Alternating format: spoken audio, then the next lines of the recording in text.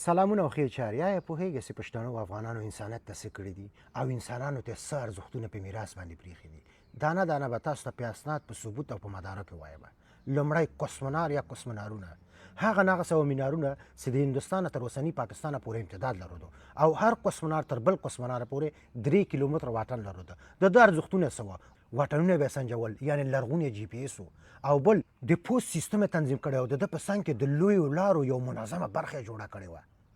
دا د شیرشاه سوري ستر میراث دی چې د ده د برکته اوس جی پی اس منځته راغی، پوسټ او بالاخره پوسټ بکسونه منځته راغله. قطب منار د افغان سردار لخوا جوړ شوی دی چې د نړۍ تر ټولو لوړ د خښتو منار بلل کیږي. 3 متره دی.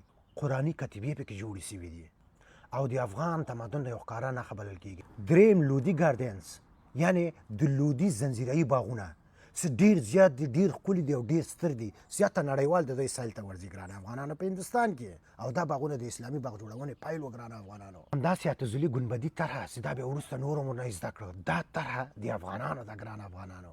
زه اخره کې تاسو ته کتابونه هم درښایم، تاسو کولی شئ ورسئ خپله یې وګورئ. د اسکندر لودي مقبره او د پهلوان بهلول لودي مقبره. کله چې زه وایم مقبره دا په دې معنا نه ده چې یو قبر دی، سمه ده قبر پکې دی، خو داسې معماریانې پکې شته او د ده قبرونو څنګ کې داسې ودانیان شته چې ګوته به په غاښ چې کله چې ګورئ په زرهاو انسانان د نړۍ نه ورځي د هغې سیل ته او هر یو باندې ټکټ کې ایښودل شوی. خو یو شی تاسو ته وایم افغانانو ته فري ده چې وګورئ، ځکه افغانانو چې کله ستا پاسپورټ ګوري، ستا تذکره ګوري، ستا افغان تا وړیا پرېږدي، ځکه دا د افغانانو نوکونو جوړه کړې ده. همداسې که سوریانو ته داسې ګران ترنګ روډ د بنګال نه تر کابله پورې لویه لاره جوړه شوې ده. یعنی په هماغه وخت کې د سوداګرۍ د ملا تیر بلل کېدی، یعنی د سوداګرۍ څلور لارې جوړه کړې وه. ټوله نړۍ به د همدغه طریق نه سوداګري کړې. دا شیرشاه سوري جوړه کړې ده، افغان پښتون جوړه کړې ده چې تر اوسه پورې هغه سیستم چلیږي په هندوستان کې. همداسې سیری فورت یا سیری قلعه ډېره ستره او لرغونې قلعه ده ګران افغانانو په انډیا کې. همداسې علایي دروازه چې دا ډېر یو لرغونی او ستر ځای ده چې په لکاو انسانانو د ورځې لیدو ته ورځي، چې په دې قلعه کې په سلګونو قرآني کتیبې پرتې دي. او بالاخره د دغه قلعهګانو جوړونې نورو خلکو ته، مغولو ته، نورو ته طرحې ورکړې چې جوړې کړي د ده د لویه حتی د تاج محل هم د دغه قلعه د مخې جوړ شوی ده. دا کانسپټ شاهجهان باچا د همدې ځینې اخیستلی ده. همداسې په زرګونه سړکونه، په زرګونه باغونه، په زرګونه ګنبدونه، په زرګونه قلاوې، په زرګونه هغه تاریخي شیان چې هر یو د افغان معمارۍ یو ښکاره بیلګه ده ګران افغانانو، او انډیا ته په میلیونو میلیونو عواید ورکوي. اوس ما تاسو ته یو مقاله لیکلې، زه بیا تاسو ته در ووایم. افغان واکمنو د هند په تاریخ کې یوازې د جګړو رول نه دی لوبولی، بلکې د دولت جوړونې، نظم، اقتصاد او تمدن بنسټونه یې کېښودل. د خلجیانو، سوریانو، لودیانو او درانیانو واکمنیو هندوستان ته داسې نظامونه ورکړل چې اغېزې یې تر ننه پورې ژوندۍ دي. افغانانو د سړک جوړونې او ترانسپورټ په برخه کې بنسټیز بدلون راوست. د شیرشاه سوري لخوا جوړه شوې لویه جرنیلي لاره د سوداګرۍ، کرنې او مسافرت لپاره د سیمې تر ټولو مهمه څلورلارې وګرځېده، او د کوسمنارونو په جوړولو سره واټنونه، وخت او پیغام رسونه معیاري شوه. په اداري او اقتصادي نظام کې افغان واکمنانو منظم مالیات، د ځمکو ثبت، د پوسټ سیستم او د پیسو واحد رامنځته کړ.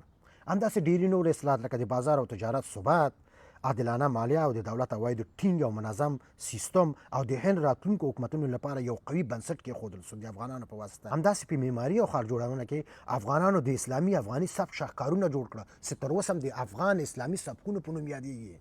قطب منار د سیاسي ثبات او تمدني حضور نښه، او قلعهګانې لکه سری قلعه او روحتاس د امنیت او اداري مرکزونه جوړ شول، او د لودي باغونه د اسلامي باغ جوړونې پیل وګرځېده.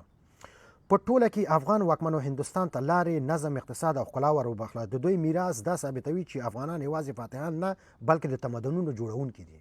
ښه، اوس دلته یو سوال راولاړېږي چې ولې پښتنو او افغانانو دا ستر او ارزښتناکه میراثونه هندوستان کې پرېښي دي، ولې افغانستان یې نه ده جوړ کړی؟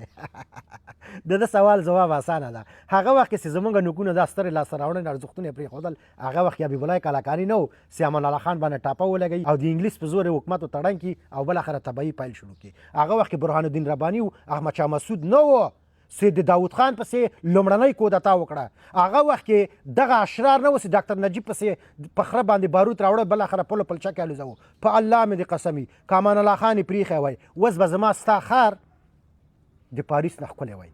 که دغه داود خان یې پرېښی وای، لومړنۍ کودتا داود خان باندې چا وکړه پنجشیر کې؟ ځئ تاریخ وګورئ.